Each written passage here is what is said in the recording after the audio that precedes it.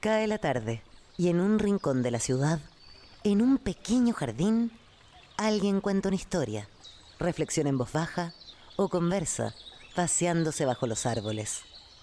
Es hora de volver a casa, bajar la velocidad y darle tiempo al tiempo. Christian Warnken nos abre la verja de su jardín para que respiremos aire puro y oxigenemos el espíritu. En Pauta, aquí comienza Desde el Jardín. Una presentación de AFP Habitat, presentes en tu presente, preocupados por tu futuro. Y Grupo Educar, construyendo el futuro de la educación técnico-profesional en Chile. Lo esencial de toda exploración será volver al propio jardín y ver las cosas por primera vez, decía el poeta T.S. Eliot. Muy buenas tardes, queridos y queridas radiovidentes que me escuchan caminar por este pequeño jardín al fin del mundo. Ahí se escuchan las pisadas sobre las hojas del otoño. Hoy día es viernes 15 de mayo del año 2026. Y si me permiten, no puedo dejar de hacer una referencia, un recuerdo de una tan querida amiga de este jardín que ha estado tantas veces aquí conversando conmigo. Me refiero a Lucía Santa Cruz, gran historiadora, columnista del diario El Mercurio, quien acaba de sufrir la pérdida de su querida nieta Violeta Ossa Vial. Quiero saludarla desde el jardín afectuosamente, con todo mi cariño, con todo nuestro cariño, también para Juan Luis Ossa, el padre de Violeta, y quiero a ellos, porque en realidad las palabras son torpes en estos momentos. Cualquier palabra que uno diga, yo siento que sobra. Solo hay que acompañar con un abrazo muy grande siempre a los que están sufriendo un duelo tan tremendo como este. Pero quizás les puedan servir estos versos delicados y hermosos del poeta Rainer María Rilke cuando se refiere a aquellos que parten más jóvenes, que parten antes que los que tenemos que partir siempre, los adultos, todos vamos a partir. Y dice Rilke, ya no nos necesitan ellos los que se fueron temprano. Serenamente uno se va desacostumbrando temprano de lo terrenal, así como se emancipa con ternura de los pechos de la madre. Pero nosotros tenemos necesidad de tan grandes misterios, y desde los cuales, y desde la tristeza, surge a menudo una bienaventuranza. ¿Podríamos existir sin ellos? O sea, ¿podríamos existir sin esos misterios, los grandes misterios de la existencia humana, que son el amor, el dolor, la muerte? Un abrazo muy grande a toda la familia de Violeta Ossa Vial, que inicia este misterioso viaje al gran misterio. Hoy día vamos a conversar de un tema que preocupa a toda la ciudadanía. Viene preocupándole hace mucho tiempo en todas las encuestas. Las elecciones presidenciales pasadas en que elegimos a un nuevo presidente de la República estuvieron marcadas por el tema de la seguridad. Y el tema de la seguridad no cede. Algunos decían que la economía lo iba a desplazar. No, sigue siendo el tema de máxima preocupación de la mayoría de los ciudadanos de este país. A veces se muestran cifras un poco más optimistas, pero en realidad no voy a referirme a esas cifras ahora al comenzar esta conversación, sino que probablemente en el medio de ella. Sin embargo, todas las cifras son preocupantes, por no decir extremadamente preocupantes. Y es un tema de seguridad que además golpea la economía. Es decir, si uno quiere levantar un país económicamente y levantar su economía, tiene que preocuparse en primer lugar de resolver la seguridad. Y nos hemos enfrentado a un escenario curioso, y aquí no quiero emitir juicios adelantados, simplemente un poco de perplejidad. La campaña del actual presidente José Antonio Kast estuvo marcada por la promesa de enfrentar con fuerza, con decisión, el tema de la migración, el tema de la delincuencia, etcétera. Y muchos, y no soy solamente yo, comentaristas, analistas, tienen la sensación de que ha sido más bien la agenda económica la que ha capturado toda la atención política y también de la ciudadanía y en los medios de comunicación, la discusión sobre el plan de reconstrucción nacional. Pero se notan carencias, vacíos. Algunos dicen, ¿hay estrategia o no hay estrategia? La declaración del presidente de la República, que luego rectificó diciendo que la promesa que le había hecho era más bien una metáfora, por supuesto que también despertó la perplejidad de todos. Bueno, ¿qué es lo que está pasando en seguridad? ¿Qué es lo que falta para que haya una estrategia sólida, coherente, de seguridad en el país? ¿Qué nos dice la experiencia internacional? tenemos hoy día en el jardín a alguien que yo creo que nos puede ayudar a aproximarnos a esa respuesta. Él es Julio Leiva, excomandante en jefe de la Armada entre los años 2017 y 2021. Él es ingeniero naval electrónico, magíster en ciencias navales y marítimas y además es presidente del Consejo Asesor de Athena Lab, que justamente se dedica a estudiar estos temas y a hacer propuestas. De hecho, varias veces hemos tenido en el jardín a invitados de Athena Lab. Julio, muy bienvenido al jardín. Muchas gracias, Cristian, por esta oportunidad de poder transmitir algunas ideas que creo que pueden ayudar a tener una mejor visualización de lo que está ocurriendo hoy en día. Julio, la primera pregunta para el que no conoce Athena Lab, ¿qué es Athena Lab y a qué se dedica? Athena Lab es un centro de estudios que se dedica a estudiar 3 ámbitos que son bien específicos: la seguridad, la defensa y las relaciones internacionales. Ámbitos que generalmente no se tocan en muchos de los centros de estudio. La gran mayoría está dedicado al tema económico, otros al tema de las personas, pero lamentablemente, tanto la seguridad, que hoy día sí emerge como una necesidad imperiosa, no había sido tocado con la profundidad que se requería ni con la pasión que se requiere para este tipo de situación que estamos viviendo y que otros países ya han vivido, y por lo tanto hay experiencia comparada al respecto. De hecho, hay unos invitados internacionales que están o estaban estos días en el país, sí, de Colombia, etcétera, y me imagino que ustedes tienen relación con eso.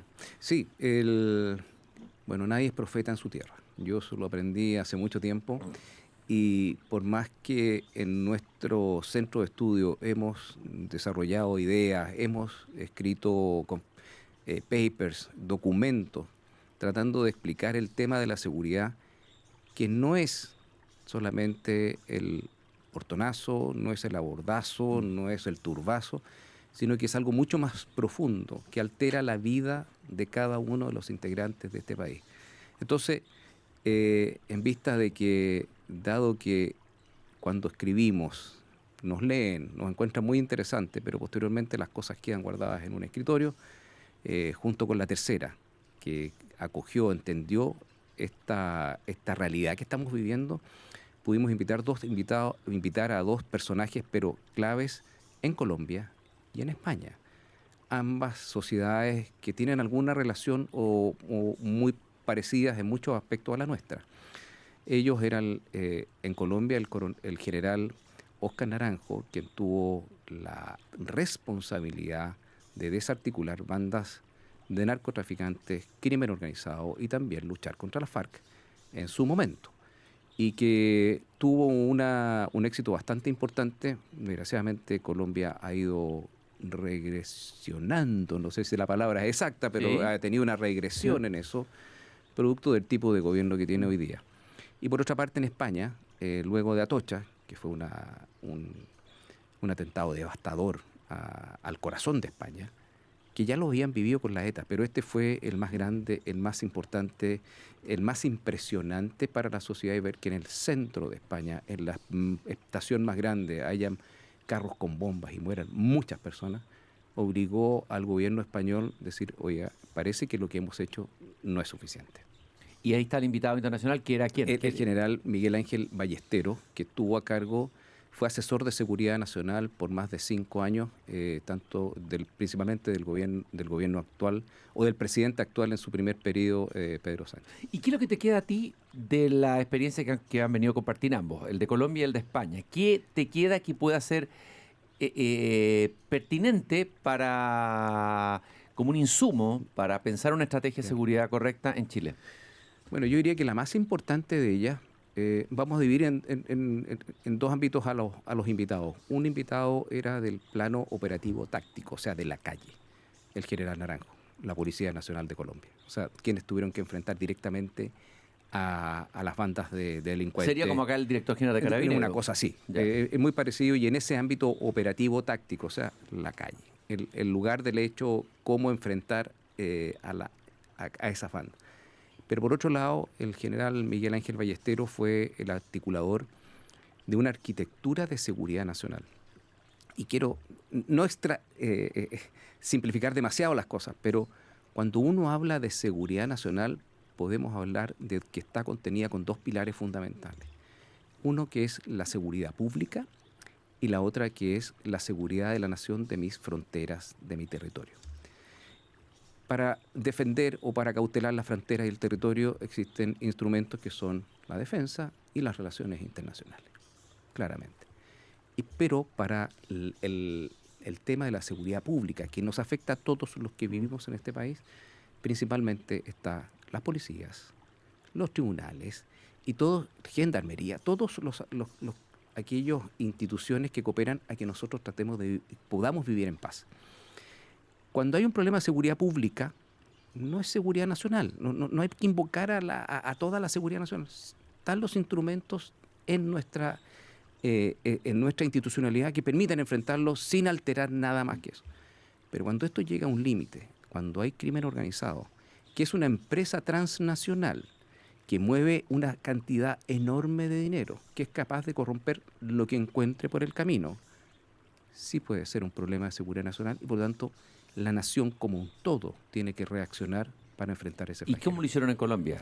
Lo que fue positivo, lo que tú dices que ahora había regresionado, digamos. Sí, fue porque lo lograron organizar y lograron en alguna medida, sin tener las arquitecturas que eran ideales, lograron coordinar los esfuerzos de la policía con las Fuerzas Armadas. Aquí hay un punto importante. Colombia estaba en guerra interna. Por lo tanto, las Fuerzas Armadas están completamente abocadas a una tarea de guerrilla con las FARC y las otras facciones que habían. Por lo tanto, el país completo estaba en una situación de guerra y que pudo tener a todos sus componentes enfrentando esta situación. Pero es una situación de guerra, distinto a lo que estamos viviendo nosotros hoy día en Chile. Ahí se ha dicho que cuando se ha llamado a las Fuerzas Armadas para enfrentar al crimen organizado, a veces los resultados pueden ser negativos, como ocurrió en México. Que hay ciertas experiencias muy negativas. Muy negativas, sí. ¿Cuál es tu mirada sobre eso? Las Fuerzas Armadas pueden cooperar. El gobierno de Nieto creo que fue. Sí, y ocurrió eso. Sí, y todavía siguen involucradas.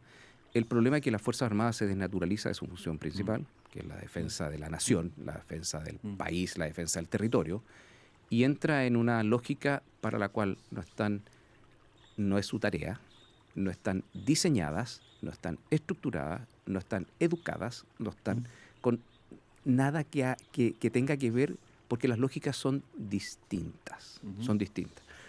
Mientras tanto que la policía sí, desde que nacen, tienen una función con la sociedad directamente en las calles y directamente en las comunidades, cosa que las Fuerzas Armadas no hacen. Pero sí pueden cooperar en la permeabilidad, evitar la permeabilidad o en la impermeabilidad de nuestras fronteras, porque es labor propia de las Fuerzas Armadas proteger nuestras fronteras.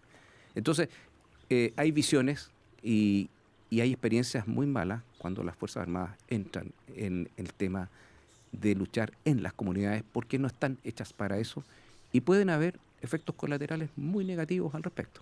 Julio, tú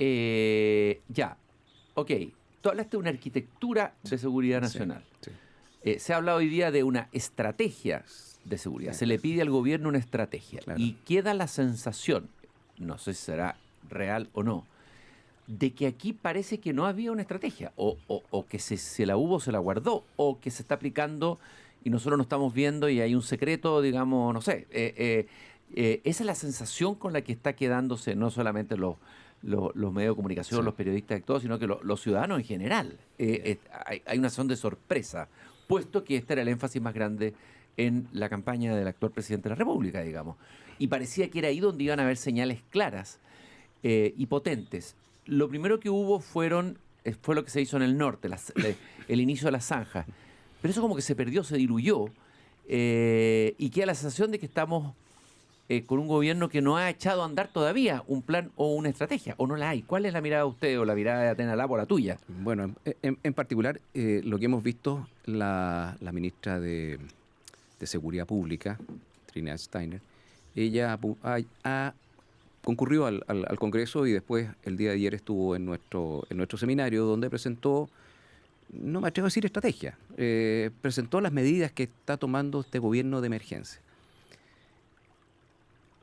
Si uno quiere ver resultados de largo plazo y que se sostengan en el tiempo, lo que vimos y lo que estamos escuchando son medidas de muy corto plazo y que en alguna medida se interpretan como una emergencia, pero que no van a ser fructíferos en el mediano plazo. O sea, esto se va a acabar en muy corto plazo si no se logra construir más adelante una verdadera arquitectura de seguridad nacional donde, y a ver, a lo mejor muchas personas se pueden enredar. ¿Qué es lo que es arquitectura? Es la estructura, es la gobernanza que tiene que tener el gobierno para enfrentar fenómenos que afectan a la seguridad de todos los chilenos. O sea, tenemos medidas, pero no tenemos una arquitectura. No tenemos una arquitectura. Entonces, ¿cómo sería esa arquitectura? ¿Cómo debiera ser? ¿Cuáles son los elementos, los puntales, los pilares de esa arquitectura?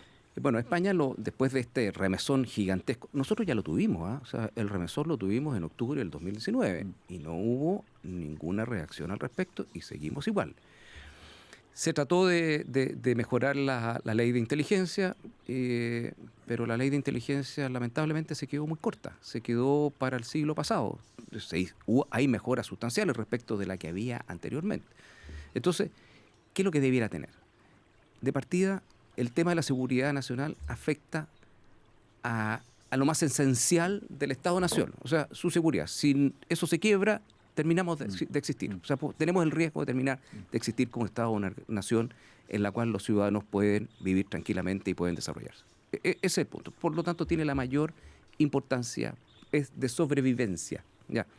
Cuando se ataca la sobrevivencia del Estado, ¿quién tiene que actuar? La más alta autoridad elegida por el pueblo.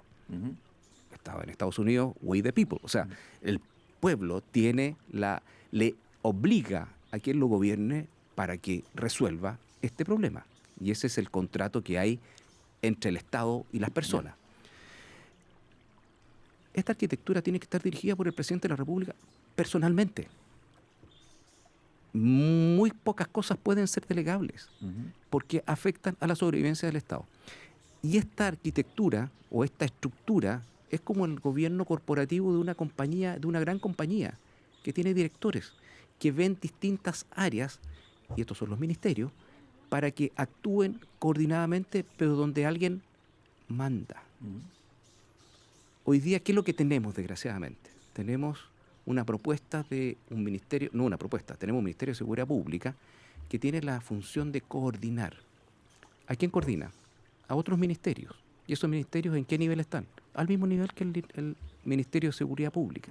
Por lo tanto, puede ejercer algún mando. O sea, ¿es mandatorio lo que le estás diciendo o le está interrumpiendo las tareas propias de cada ministerio? Me refiero a Hacienda. Hacienda es quien controla, o depende de Hacienda, el Servicio de Impuesto Interno. Aduana, que están involucrados completamente en el tema del crimen organizado. O sea, entonces, le va a ordenar, oiga, ministro de Hacienda, la ministra de Seguridad Pública, haga esto y esto otro. Lo veo complicado. O sea, lo que tú estás planteando aquí es que se necesita una arquitectura y una jerarquía. El presidente de la República arriba y encabezando esto y tomándolo como una tarea propia de Estado de él. Bajo él, los ministerios, claro, pero siguiendo una línea jerárquica, ¿no es cierto? Y digamos, vertical, ¿no es cierto? Y eso no está. No está, y está en otros gobiernos, está en España. Ahora, hay un órgano que se dedica a estudiar, a mantener los temas, a desarrollar, a determinar las amenazas, los riesgos y las oportunidades. ¿Para qué? Para prever lo que viene y poder tener preparados escenarios y reaccionar en consecuencia, pero no ex post, sino que por adelantado. Ese consejo se llama un Consejo de Seguridad Nacional, que tiene un asesor de seguridad nacional, que al presidente le dice: presidente, pasó determinada situación, teníamos mapeado un riesgo que hoy día se convirtió en amenaza, porque ya se manifestó, y las medidas que usted puede tomar podrían ser A, B, C o D. Usted decide, porque están disponibles todos estos medios, usted decide qué va a hacer, porque es una decisión política. Eso no está. O sea, aquí en Chile nadie evalúa los riesgos sistémicos. Probablemente Hacienda tiene muy bien medido los riesgos, si se sube el petróleo, cuánto impacta en el Producto Interno Bruto, cuánto hace la inflación, pero sistémicos a nivel país, los riesgos del crimen organizado, yo creo que nadie los ha visto. Tú hablaste de medidas a corto plazo, así que la ministra presentó medidas de corto plazo, que está bien, hay que tomarlas, pero no medidas de largo plazo. No. Hazme una diferencia, ilústranos un poco una medida a corto plazo y una medida de largo plazo, Bueno. de las que careceríamos ahora, digamos. Bueno, por ejemplo, ayer nos dio los tres ejes, que era la recuperación del control territorial, que coincidía la vigilancia de las fronteras, que es una tarea permanente que tenemos en Chile, que hay que mejorarla y que hay que modificarla, y que aquí la primera es hacer la zanja, pero la segunda es de largo plazo. ¿Sabe qué más? Aquí hay que involucrar al ejército en el control de la frontera terrestre. Así como la Armada está involucrada en el control de la frontera marítima, hay que involucrar al ejército. Y eso requiere una modificación legal, requiere un desarrollo un poco más profundo para hacerlo bien. O sea, la zanja contiene por ahora. La vigilancia con drones... Pero eso no basta. Pero eso no basta. No basta, porque esto es permanente. Esto va a seguir ocurriendo. ¿Ya? El control de las carreteras. Bueno, el control de la carretera es cuestión de poner a los carabineros y algunos puntos que sean focalizados para determinar qué es lo que está ocurriendo en el tránsito de narcotráfico, por ejemplo. Pero ¿es suficiente? ¿Cuál sería lo de largo plazo? Lo de largo plazo, hay que empezar a ver inteligencia. El problema de largo plazo es decir, oiga, bueno, ¿por dónde circulan aquellos lugares, aquellos recursos que son propios del narcotráfico, por ejemplo? Y eso se ve con inteligencia. Es imposible que yo cubra todas las carreteras de Chile. Ahora, tú dijiste, hay una nueva ley de inteligencia que ha avanzado mucho lo que teníamos antes, pero es insuficiente y se quedó corta. Se quedó corta. ¿Dónde se quedó corta la nueva ley de inteligencia? Porque no es un sistema de inteligencia. Lo que se hizo fue potenciar la ANI. Y se le dieron algunas capacidades operativas, se le dio un mejor presupuesto, pero no se consideraron otras áreas de la inteligencia. Por ejemplo, el HUMINT. HUMINT es la inteligencia humana. Esa inteligencia no está definida porque estamos con las mismas agencias que hoy día están vigentes, que son las de las policiales y las de las Fuerzas Armadas. Pero ¿quién va a hacer la inteligencia? Los espías, sí, ese es el asunto, la infiltración. ¿Quién hace la infiltración de quién a quién? Y eso me imagino que no es algo que se prepara la noche a la mañana. No, es una preparación, me imagino. Hay que preparar a todos esos agentes, pero es una tarea a largo plazo. De largo plazo. No estipula quién forma las personas especialistas en inteligencia. Por favor, revisen un Instagram y pongan MI6, el MI6, Military Intelligence 6 de Gran Bretaña. Ellos reclutan vía Instagram, la gente, por ejemplo, agentes especialistas en inteligencia artificial. ¿Quién va a formar a esa gente? ¿Quién le da los fundamentos? ¿Quién le da la formación? No está puesto, no existe. Entonces, ¿de dónde van a salir? Los voy a traer de la universidad y los pongo, porque ustedes son ahora de gente de encubiertos del país. ¿Con qué preparación? Yo te voy a lanzar algunas cifras, sí. Julio, algunas cifras que yo, que no soy experto en el tema, me parecen preocupantes. Bueno, hay un incremento de la violencia letal a largo plazo, homicidio, dice que ha bajado un poco, pero ha aumentado un 79% en la última década. Secuestros, aumenta un 52% en la última década. Extorsión, 7.400%. ¿No? Es impresionante. Aumento 33% de tráfico de ilícitos. En fin, o sea, tenemos puras cifras de aumento y algunas que son explosivas, ¿no? ¿Dónde crees tú que están? A ver, ¿cuáles son los puntos más preocupantes desde el punto de análisis, del análisis que ustedes han hecho en seguridad, lo que ustedes han estudiado, donde habría que colocar hoy, con urgencia, la mirada? ¿Alguien se ha preocupado de la nueva reforma procesal penal? Se ha hecho una mirada hoy día, con la sociedad que tenemos hoy día, con los medios de información que tenemos hoy día, con el tipo de crimen que tenemos hoy día, al tipo de sistema procesal penal. Fíjate que el gobierno ha entrado 2 veces a Temucuicui. La segunda vez capturó 5 personas. 4 están libres.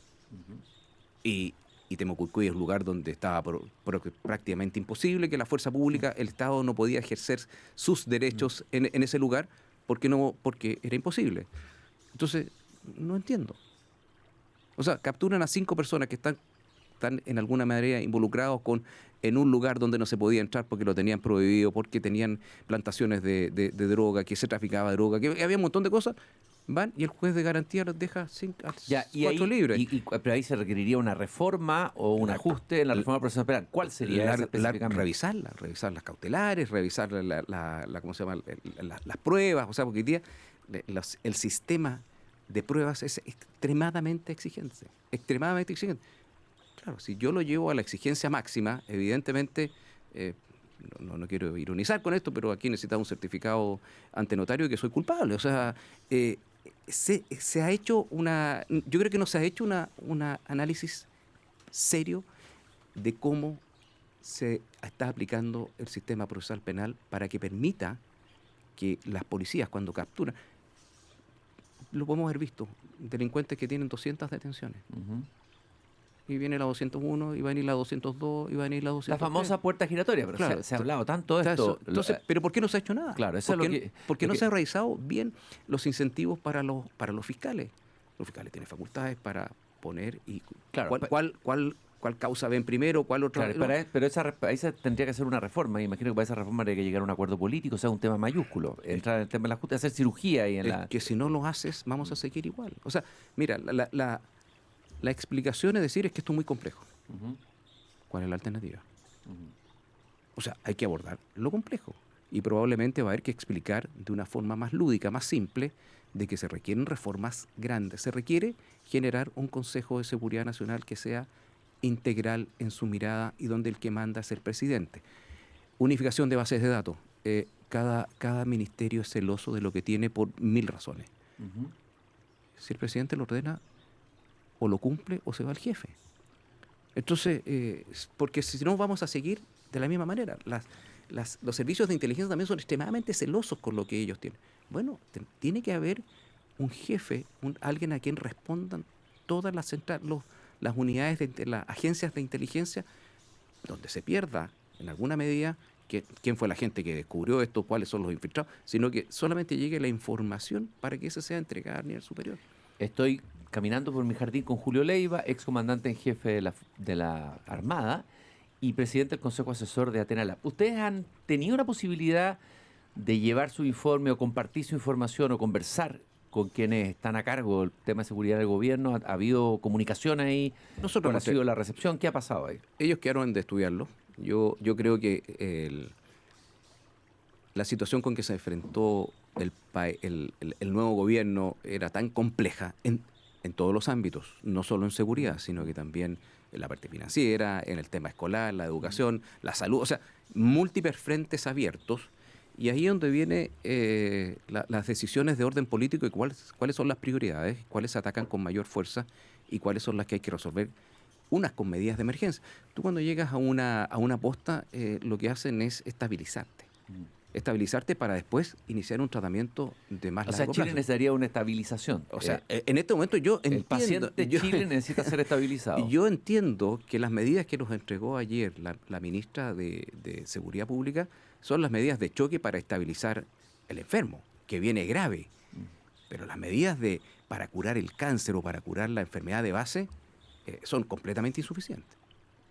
Entonces, nos van a mantener sedados o nos van a mantener tranquilos o nos van a mantener con nuestros parámetros bien un tiempo, pero eso se va a acabar. O sea, el cuerpo va a necesitar otro tipo de tratamiento y otro tipo de solución. ¿Tú crees que se requieren ajustes importantes a nivel político, de gabinete, en relación al tema de seguridad? ¿Cuál es tu mirada? Bueno, eso es una resolución privativa y absoluta del presidente de la República y tendrá que evaluar si esa forma de comunicar a la opinión pública, porque al final lo que vale son las sensaciones de las personas. Yo le puedo decir, mire, vamos a invertir 4,8 millones de dólares en tecnología, hemos requisado tanto, hemos hecho tantos patrullajes, pero ¿cómo está la sensibilidad de las personas? Si uno no logra cambiar esa percepción, lo que tú describiste en un principio puede que siga empeorando. O sea, hay también un tema de orden comunicacional efectivo y que ayer el general Naranjo nos dijo, ustedes tienen que llegar a las personas, tiene que llegar al corazón de las personas para que logren sentirse de que alguien está haciendo algo efectivo para que usted tenga una mejor vida. Tiene que haber un horizonte y un relato y alguien que te diga vamos hacia allá. No vamos a solucionar todo rápido, pero hay un plan, hay una estrategia, hay una arquitectura, estamos elaborando eso. De todas maneras, pero sin arquitectura de seguridad nacional, sin un Consejo de Seguridad Nacional efectivo, sin la participación directa del presidente de la República, que él se haga responsable de dar las órdenes y que los ministros cumplan. No sé si tú te acuerdas, hace unos días atrás había un ministro que diga yo no le hago caso al otro porque es el otro ministro. Entonces, ¿cómo solucionamos esto? Si ambos tienen que trabajar juntos. En una sinergia. En una claro. sinergia. ¿Quién define las prioridades? ¿Quién define las secuencias de las acciones que se van a tener? ¿Quién sincroniza? Cada uno. Cada uno va a sincronizar de acuerdo a sus necesidades y a su estatuto y a la ley que lo gobierna. Entonces, no funciona. Julio, yo te quiero agradecer esta caminata tan instructiva que hemos tenido esta tarde aquí en el jardín. Queda resonando la palabra arquitectura. Hay que volver a hablar un poco más de eso, Sí. instalar esa idea, yo creo. Quiero recordarle a todos los que nos están escuchando que siempre yo traigo a colación la efeméride del día de algún escritor o pensador importante, recordarlo. Y fíjense que 15 de abril, pero del año 1775, nacía una de las más grandes escritoras y poetas de lengua inglesa, maravillosa, a mí me encanta, se llama Emily Dickinson.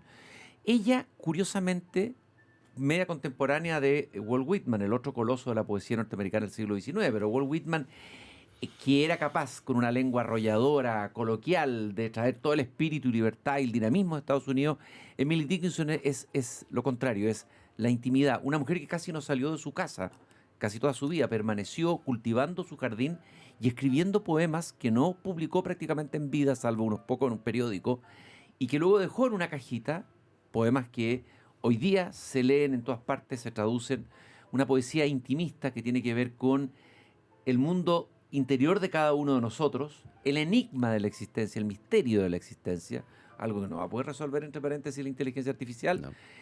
Y voy a leerles solo un poema para recordar a esta maravillosa poeta. Hay una película sobre ella por ahí dando vuelta en Netflix o en alguna plataforma. Dice Emily Dickinson: yo soy nadie. ¿Quién eres tú? ¿Eres nadie también?